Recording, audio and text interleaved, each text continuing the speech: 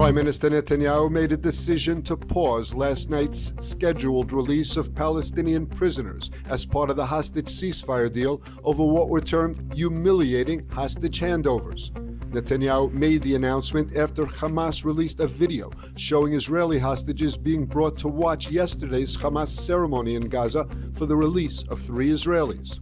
Hamas published the video showing Israeli hostages Eviatar David and Guy Gilboa Dalal being forced to watch as the 3 Israelis were freed and begging to be saved as well.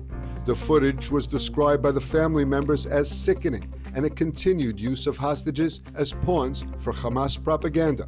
They agreed that the video be shown because it was a first sign of life for their loved ones.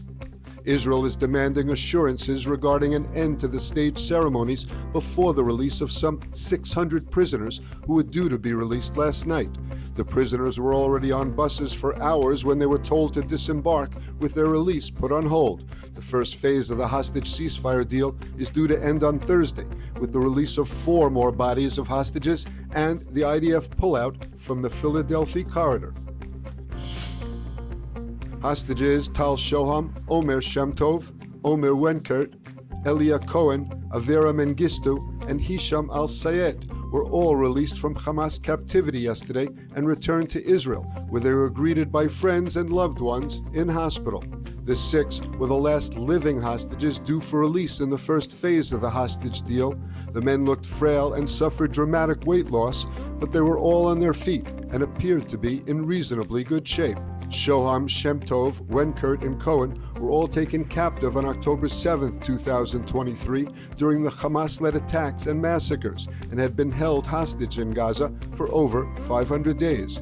Mengistu and al-Sayed both entered Gaza on their own accord in 2014 and 2015, respectively, and had been held captive by terror groups in Gaza for about a decade each. The terror group paraded 5 of the 6 freed hostages on stages in propaganda-filled ceremonies in 2 locations in Gaza before handing them over to the Red Cross, while al-Sayed was released separately without a ceremony, reportedly because he's an Israeli Arab Muslim. The director of the Abu Kabir Forensic Institute has confirmed the identity of the body of Shiri Bibas and said there is no evidence that she died in an explosion. Center Director Dr. Chen Kugel said his team positively identified Bibas' body after Hamas initially handed over the body of an unidentified Gazan woman during the handover ceremony on Thursday. Hamas later returned the body of Shiri Bibas after Israel notified mediators about the error.